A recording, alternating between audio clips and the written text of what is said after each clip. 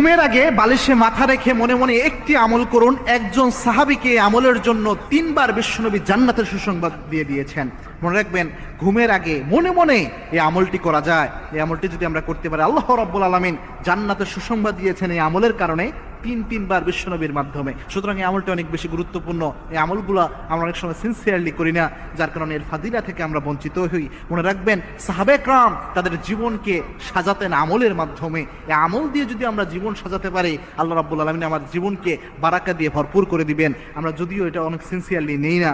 এই আমলটি আল্লাহর হাবিব ইসলাম থেকে এসেছে। একদা আল্লাহর হাবিব ইসলাম একটা দার্সের মতো করে এইভাবে বসেছিলেন, সাহাবা একরামের সামনে আলোচনা করছিলেন। আল্লাহর হাবিব বললেন, এই মুহূর্তে যে সাহাবী দার্সে উপস্থিত হবে, মসজিদে নববীতে উপস্থিত হবে, ওই সাহাবী জান্নাতি। সাহাবা একরাম লক্ষ্য করলেন, একজন সাহাবী উপস্থিত হলেন। দ্বিতীয় দিন আল্লাহর হাবিব আবার বললেন, এখন যে ব্যক্তি উপস্থিত হবে সে ব্যক্তি জান্নাতি। বিশ্বনবী ইসলামের সাহাবীরা লক্ষ্য করলেন, দ্বিতীয় দিনও একই ব্যক্তি উপস্থিত হয়েছেন।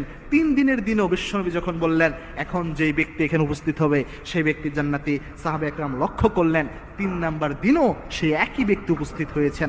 সাহাবীদের মধ্যে কিউরিসিটি জাগলো। একজন সাহাবী চিন্তা করলেন, কি এমন আমল করে এই সাহাবী যে 3 বার আল্লাহ রাব্বুল আলামিন তাকে জান্নাতের সুসংবাদ দিলেন বিশ্বনবীর মাধ্যমে। ওই সাহাবী ওই জান্নাতের সুসংবাদ প্রাপ্ত সাহাবীকে বললেন, ভাই আমি একটু চাই আপনার মুসাফির, আমি একজন মুসাফির হয়ে এসেছি, আমি চাই আপনার একটু মেহমান হতে, আমার বাসায় একটু সমস্যা হয়েছে, আমি আপনার মেহমান হতে চাই। ওই সাহাবী বলছেন, হ্যাঁ ভাই চলেন। 3 দিন যাবত ওই সাহাবীর বাসায় তিনি থাকলেন। তিনি দেখলেন অন্যান্য সাহাবীরা যেমন রাতের বেলায় তাসবিহ তাহলিল করে, ওই সাহাবী ওই কাজটা করে। অন্যান্য সাহাবীরা যেভাবে তাহাজ্জুদের নামাজ পড়ে, এই সাহাবী একই তাহাজ্জুদের নামাজ পড়ে। অন্যান্য সাহাবীরা যে আমলগুলো করে, এই সাহাবী একই আমল করে। কোনো পার্থক্য তিনি পেলেন না। 3 দিন থাকার পর তিনি জিজ্ঞেস করলেন, ভাই আমি আপনার কাছে এসেছিলাম, বিশ্বনবী 3 বার আপনাকে জান্নাতের সুসংবাদ দিয়েছে, কোন আমলের জন্য আপনি এই সুসংবাদ পেলেন এটা জানার জন্য এসেছিলাম। আমি বুঝতে পারলাম না কোন আমলে আপনার এত বারাকা আল্লাহ দিলেন। ওই সাহাবী বলছেন যে, ভাই আমি তো স্পেশাল কোনো আমল করি না, আমার জানা মতে কোনো স্পেশাল আমল আমার নাই। তবে আমি যখন ঘুমাতে যাই, আমি যখন রাতের বেলায় শুয়ে পড়ি, তার আগ মুহূর্তে আমি আমার মনের মধ্যে কোনো হিংসা, কোনো ক্ষোভ কোনো ব্যক্তির ব্যাপারে রাখি না। আমি সবাইকে মাফ করে দেই, কারো ব্যাপারে কোনো হিংসামূলক কোনো কিছু আমি রাখি না।